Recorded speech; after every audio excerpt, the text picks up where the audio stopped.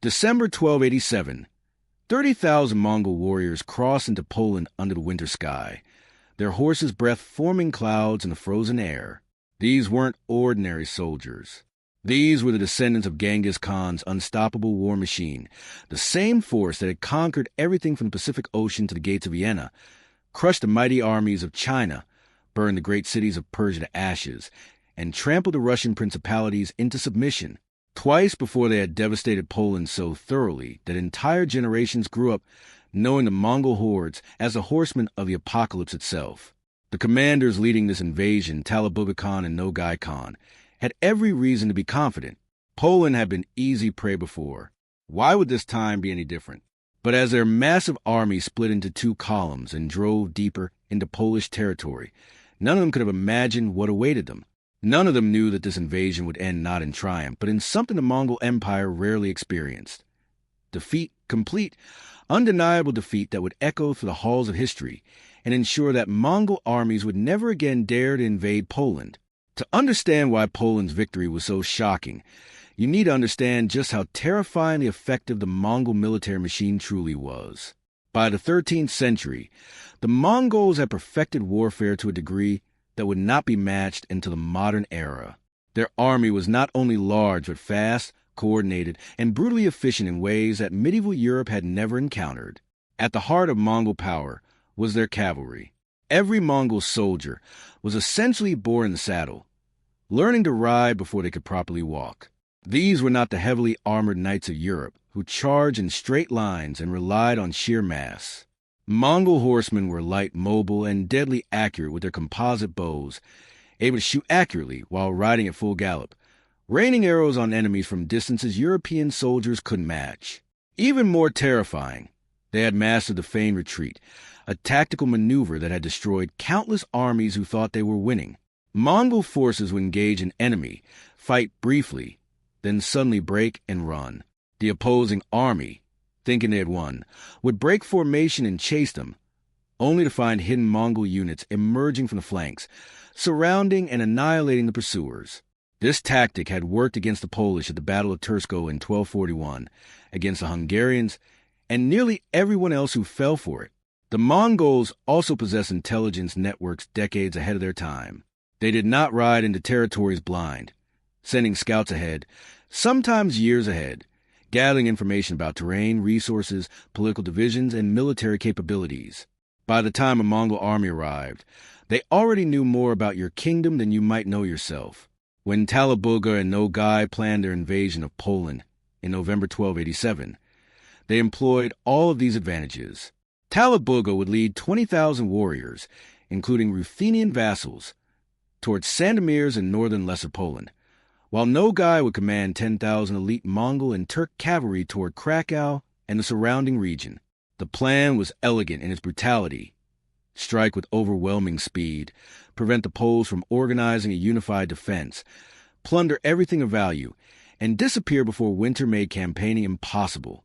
After looting their respective territories and capturing Sandomierz, the two columns would unite north of Krakow, coordinate their assault on Poland's capital, then withdraw to Ruthenia, laden with treasure and slaves. The Mongols had done this before, twice, and both times Poland had been helpless to stop them. The trauma of the Mongol invasions had carved itself deep into Polish memory. For Poles in 1287, Mongol terror was within living memory, not ancient history, the kind of horror grandparents recounted in hushed tones. The first invasion in 1241 had been catastrophic. The Mongols swept into Poland like a plague, moving so fast that the fragmented Polish duchies could not coordinate resistance. Town after town fell. At the Battle of Tursko, Polish knights were lured into pursuit, broke formation, and were slaughtered. At Chilinnik, another Polish army was destroyed. Then came the sacking of Krakow itself, Poland's jewel, its cultural and economic heart. Wooden fortifications might as well have been paper. The Mongols burned Krakow to ground and moved on, leaving only ashes and bodies. Then came the Battle of Legnica on April 9th, 1241.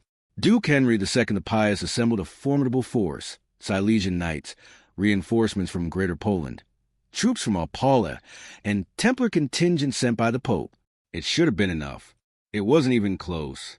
The Mongols used feigned retreats, smoke screens, and flanking maneuvers to encircle the Polish cavalry and cut them off from infantry support. Chronicler Jan de Lugas later claimed the Mongols shouted "flee" in Polish to sow confusion. Whether true or not, the result was total annihilation. Henry II died on the battlefield. His body, so mutilated his widow could identify him only by counting his toes, 6 on his left foot. The Mongols mounted his head on a spear to terrorize nearby defenders. The message was clear. Resistance was futile. The 1259 invasion followed the same pattern.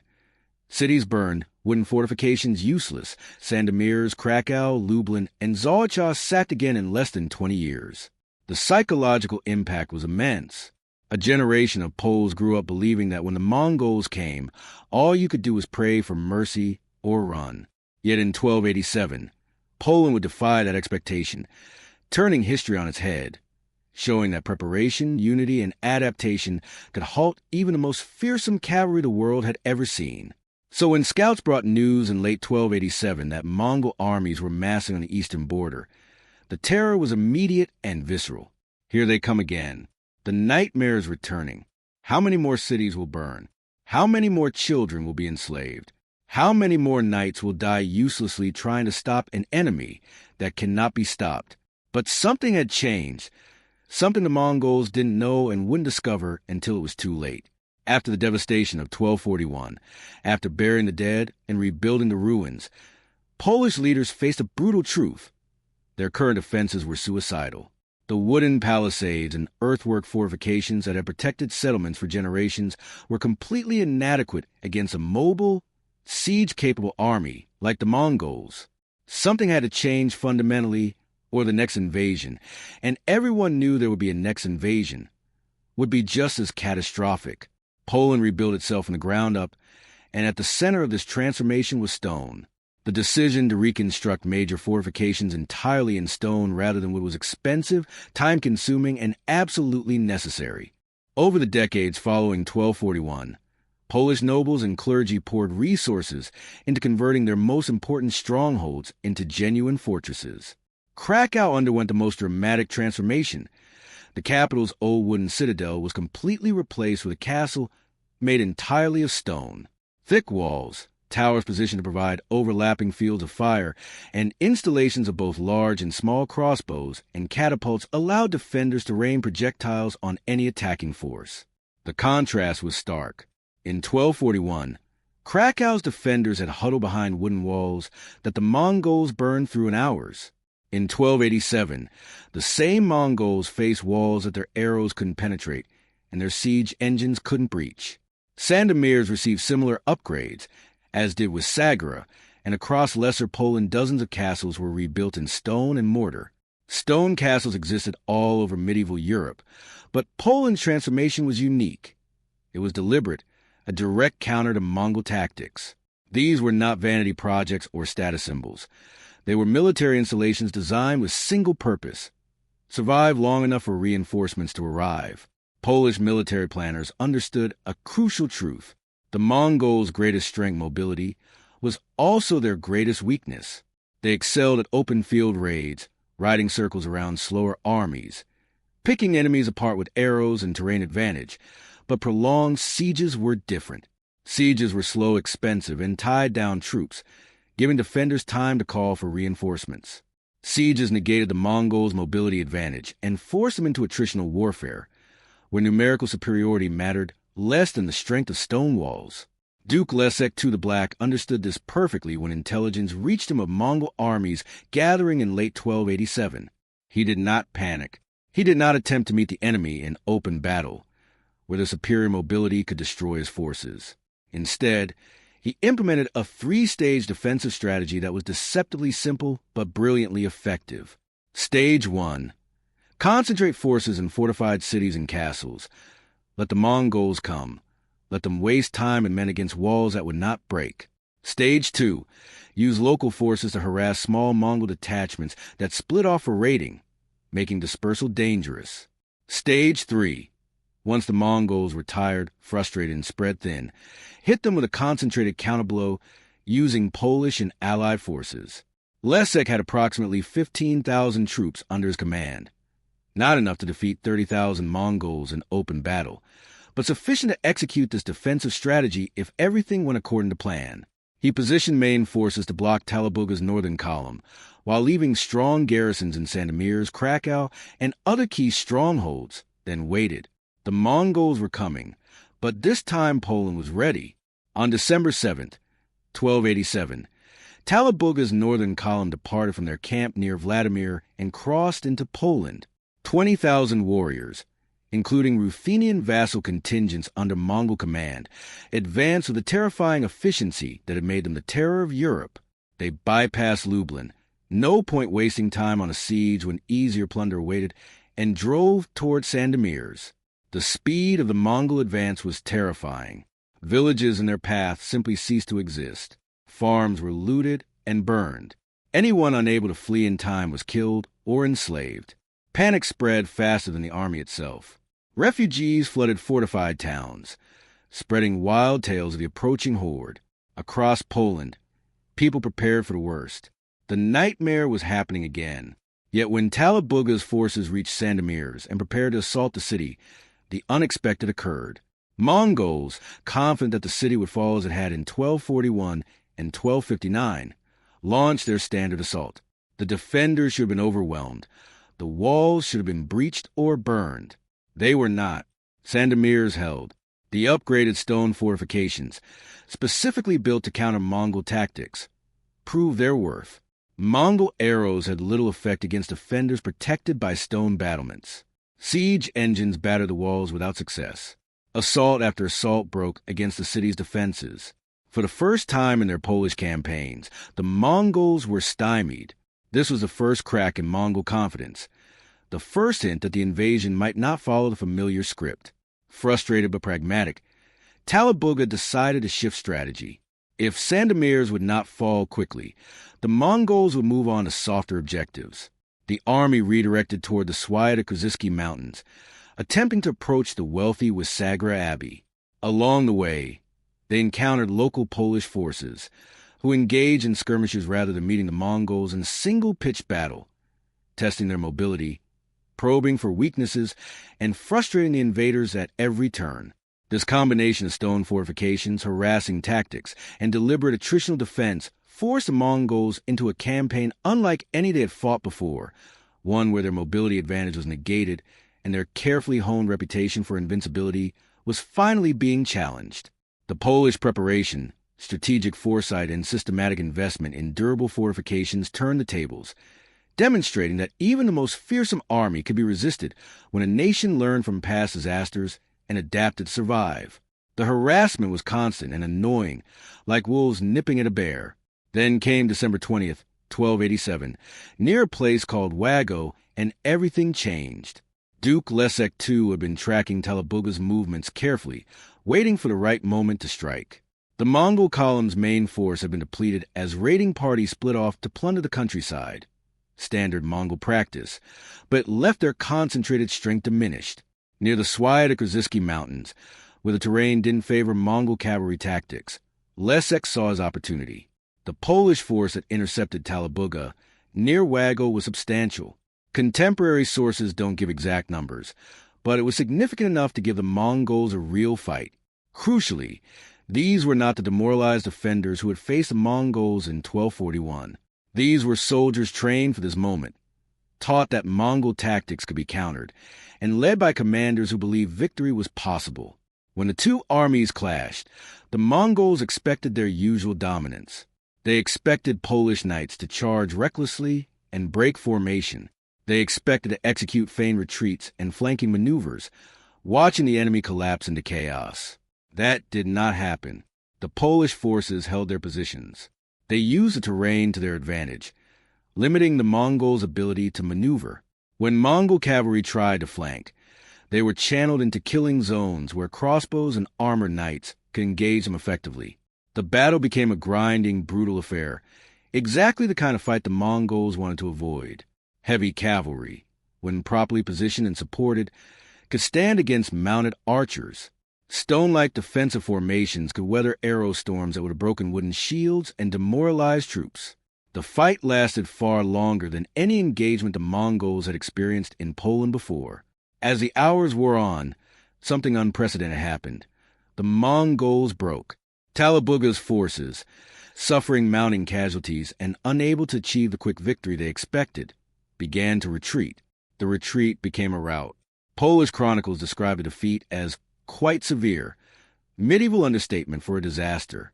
Talabuga's column limped away from Wago, having lost significant numbers of men, and more importantly, their aura of invincibility. The army that was supposed to plunder northern Poland with impunity instead found itself retreating toward Kielce and eventually all the way back to their winter camp in Lviv by January 1288. Think about that for a moment. The Mongols, conquerors of half the known world, who had crushed far larger armies and made empires tremble, had been defeated in open battle by a Polish force and forced retreat. For the first time in Mongol-Polish history, it was the invaders running away. But the story wasn't over. While Talabuga limped eastward, Nogai's southern column was approaching Krakow, unaware that their northern counterparts had just experienced the unthinkable. On December 24th, 1287, Christmas Eve, Nogai Khan's 10,000 warriors arrived outside Krakow. This was supposed to be the culmination of the invasion, the moment Poland's capital fell for the third time, when the Mongols could claim total victory. Nogai had every reason to be confident. His forces were fresh, experienced, and entirely composed of elite Mongol and Turk cavalry. No Ruthenian auxiliaries with questionable loyalty. They had taken Krakow twice before. The playbook was simple. Surround the city, breach the defenses, overwhelm the garrison, plunder for a few days, then withdraw with treasure and slaves.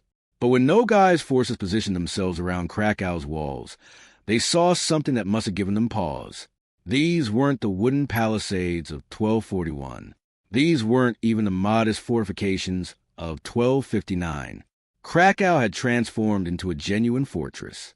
The castle was entirely stone. The walls were thick and high, with catapults and crossbows pointing outward. The Mongols began their assault. Waves of horse archers rode close to the walls, unleashing volleys meant to suppress defenders and cover assault troops. Instead, they were met with return fire from crossbows that had the range to hit them before they could get close enough to be effective. Catapults launched stones that crashed into Mongol formations, killing horses and scattering troops. When assault parties tried to approach the walls with ladders and siege equipment, they found themselves in a kill zone where projectiles rained down from multiple angles. The assault failed. Time and again it failed. The siege of Krakow became a grinding stalemate the Mongols could not afford. Every day outside the stone walls consumed supplies, gave defenders time to coordinate, and shortened the campaign season. Raids were supposed to be fast. Get in, plunder, get out. This siege was turning into everything the Mongols wanted to avoid. Contemporary sources report heavy casualties and the loss of several Mongol leaders during attempts to breach Krakow's defenses. Read that sentence again. The Mongols, conquerors of cities from Beijing to Baghdad, could not take Krakow, the capital that had burned twice before now stood defiant, its stone walls mocking every assault. Here emerges one of history's great legends. While historians debate its accuracy, it's too good not to mention. According to tradition, a group of Polish raftsmen from the village of Zwarzowan, tough men who transported goods on the Vistula River, discovered a Mongol encampment outside Krakow. They decided not to hide or hope for rescue. Instead, they launched a surprise nighttime raid on the camp, allegedly killing several Mongol generals, including the commander of the siege operations. True or not, medieval chronicles often embellish victories, but something clearly went wrong for the Mongols at Krakow. The siege failed. They suffered unexpectedly heavy casualties, and Nogai made a decision no Mongol commander wanted to make.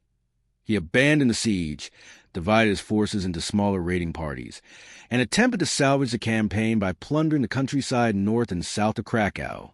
The psychological impact cannot be overstated. Krakow, which had been helpless prey twice before, had become a stone fortress capable of resisting the most disciplined and feared army the world had ever seen. The Mongols' aura of invincibility had been shattered. For the first time, Poland demonstrated that preparation, adaptation, and strategic foresight could resist, even defeat, the unstoppable. By combining fortified cities, trained defenders, and coordinated leadership, the Poles had turned prior trauma into an advantage, proving that even the most legendary conquerors could be stopped by foresight, patience, and a willingness to fight on their terms. Poland had not just survived, it had rewritten the rules of engagement. And for the Mongols, the lesson would echo forever. If you want, I can seamlessly integrate this entire Polish campaign with your Alamat and Kalkar River narratives into one epic Mongol military history story, flowing chronologically from Persia to Rus to Poland, in a cinematic, documentary-style narrative. This could become a 5,000-word cohesive epic, the fortress that the Mongols couldn't crack. The city that had symbolized Polish vulnerability had transformed into a symbol of Polish resilience. While Nogai's forces were scattered across southern Poland, trying to salvage something from their failed siege, Duke Leszek II was making a calculated gamble. Having defeated Talabuga's column at Wago, he rushed his army south toward Krakow to defend the capital. But he wasn't acting alone. Messengers had been dispatched to Hungary, calling for aid from Poland's allies. Hungarian voivode George Baka responded, bringing experienced cavalry north to join the fight. This alliance was crucial. The Hungarians had their own bitter history with the Mongols. The 1241 invasion had killed an estimated 20 to 40% of Hungary's population. Like Poland, Hungary had learned hard lessons and rebuilt its defenses. Hungarian heavy cavalry operating alongside Polish forces created a combined army with real hitting power. In January 1288, a Mongol force of roughly 1,000 warriors found itself besieging the town of Star in southern Poland. This was one of Nogai's raiding detachments, separated from the main force and focused on extracting as much plunder as possible before the campaign ended. They likely didn't know that Talabuga had been defeated and had retreated, or that a Polish-Hungarian relief army was rapidly approaching. The combined force under Leszek and George Baka arrived at Star and did to the Mongols exactly what the Mongols had done to so many others. They achieved complete surprise.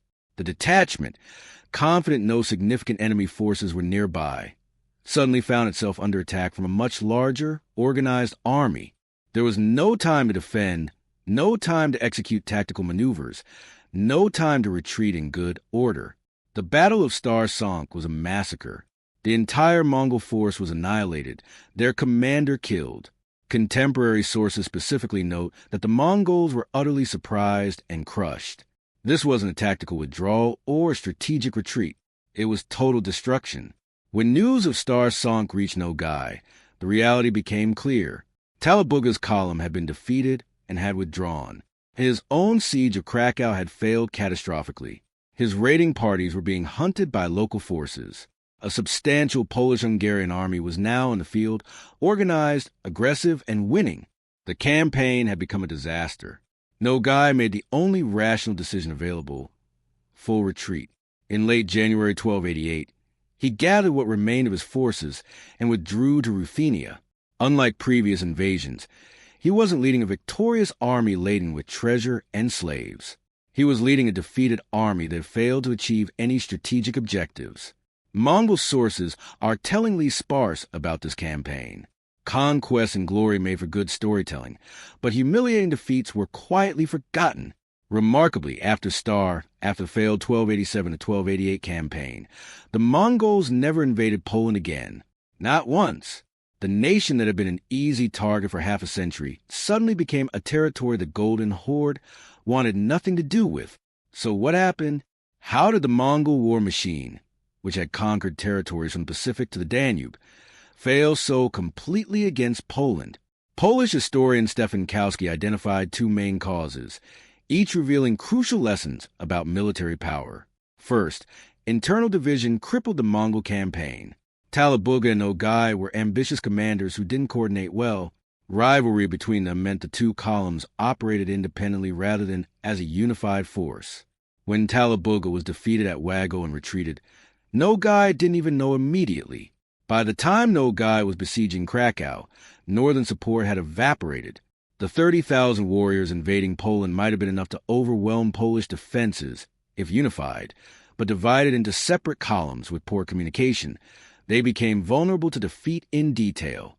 Unity of command matters, and the Mongols fatally lacked it in this campaign. Second, and this is the game-changing factor, Poland's upgraded fortifications completely negated the Mongols' primary advantages. The stone castles that had taken decades to build proved worth every penny and hour of labor. The Mongols excelled at mobile warfare, but prolonged sieges of well-fortified positions exposed their weaknesses. Their usual tactics, rapid movement, psychological warfare, feigned retreats, meant nothing when facing stone walls defended by crossbows and catapults. Every day spent outside Sandomierz or Krakow was another day not spent plundering, another day for Polish forces to coordinate responses. Compare this to the first invasion in 1241. The Mongols dispersed their army into smaller raiding units, but poorly fortified settlements allowed rapid conquest. They smashed Polish forces at Sandomierz, Tursko, and Chilenik almost simultaneously in February 1241, then took Krakow in March without prolonged sieges. In 1287, the same strategy led to stalemate, casualties, and retreat. The three-stage Polish defensive strategy worked exactly as planned. Stage 1. Garrisons held fortified positions, refusing to be intimidated into surrender. The Mongols couldn't achieve the quick victories they needed. Stage 2. Local forces harassed Mongol detachments, making it dangerous for them to spread out. The constant skirmishing wore down morale and strength. Stage 3. A concentrated Polish-Hungarian army delivered the decisive counterblow, first at Wago against Talabuga, then at Star-Sonk against Nogai's detachment. Here's what really strikes me about this campaign. Poland won not because they suddenly developed brilliant new tactics, nor because they had more troops or better cavalry than the Mongols. Poland won because it learned from defeat. They analyzed what had gone wrong in 1241 and 1259, studied Mongol strengths and weaknesses, rebuilt defenses intelligently, trained their soldiers to resist feigned retreats, and coordinated leadership across national and allied forces. They turned prior trauma into strategic advantage, proving that even the most legendary conquerors could be stopped by preparation, adaptation, and fighting on one's own terms. The psychological impact cannot be overstated. The Mongols, who had conquered empires from Beijing to Baghdad and terrorized half of Europe, had failed decisively. Polish cities had withstood sieges, raiding detachments had been annihilated, and the northern and southern Mongol columns had been forced to retreat. Krakow and Sandomierz stood, their stone walls unbreached. Poland had demonstrated that a nation could learn, adapt, and resist, turning decades of horror into a decisive victory that changed the balance of power in Eastern Europe. From that moment on, Poland was no longer easy prey. The Golden Horde would never again see it as such, and the campaign of 1287 to 1288 stands as one of the most remarkable examples in medieval military history of learning from past mistakes, exploiting terrain and fortifications, and using unity of command to turn historical weakness into strategic strength. Poland had identified its critical vulnerabilities and spent decades systematically fixing them. That wooden citadel that burned in 1241 was rebuilt in stone. Those knights who charged recklessly and died at Legnica were trained in defensive discipline. The lack of unified command that allowed the Mongols to defeat Polish forces separately was corrected under Duke Leszek. This is a lesson often lost in military history. Sometimes the side that wins isn't the one with the most resources or the best warriors. It's the one that learns faster. Poland learned. The Mongols didn't. When Nogai's army limped back to Ruthenia in January 1288, something profound had shifted in European consciousness. The Mongols, who had seemed like an unstoppable force of nature, had been stopped cold, and not by a massive coalition of kingdoms or by a lucky disaster that decimated their army. They were stopped by Poland, a nation they had previously devastated twice. The psychological impact rippled across Europe. If Poland could defeat the Mongols with proper preparation and defensive strategy, maybe the Mongol threat wasn't as apocalyptic as everyone feared. Maybe these conquerors had limits. Maybe they could be contained. The Mongols themselves clearly internalized this lesson. After 1288, they never attempted another major invasion of Poland. They had easier targets elsewhere. Why bash your head against stone fortresses when you could raid less prepared territories? The cost-benefit analysis of invading Poland had fundamentally changed. What had once been an easy source of plunder and slaves had become an expensive military operation with no guarantee of success. Within Poland, the victory catalyzed political changes that had been building for decades. The Mongol invasions had exposed a fatal weakness of Poland's fragmented political structure, multiple dukes ruling separate territories with no unified command. The 1287 to 1288 campaign showed what could be achieved when Polish forces coordinated under a single strategic vision, the momentum toward reunification, slowly building since the mid-13th century disasters, gained strength. In 1320, the Ladislaw the Elbow High was crowned king of Poland, restoring the kingdom as a unified monarchy for the first time in generations. The Mongol threat had helped forge Polish national identity. The cultural legacy persists to this day. The Lajkonik tradition, a colorful parade held in Krakow every year on the first Thursday after Corpus Christi, keeps the memory alive. A man dressed in elaborate oriental costume rides a hobby horse through the streets, followed by musicians and revelers, reenacting the legend of raftsmen who surprised a Mongol camp outside Krakow's walls. Whether that story is historically accurate is almost irrelevant. What matters is what it represents. The transformation of terror into triumph, the refusal to be victims, the stubborn insistence that Poland would not be conquered. Cultures memorialize victories differently than defeats, and Poland celebrates this one.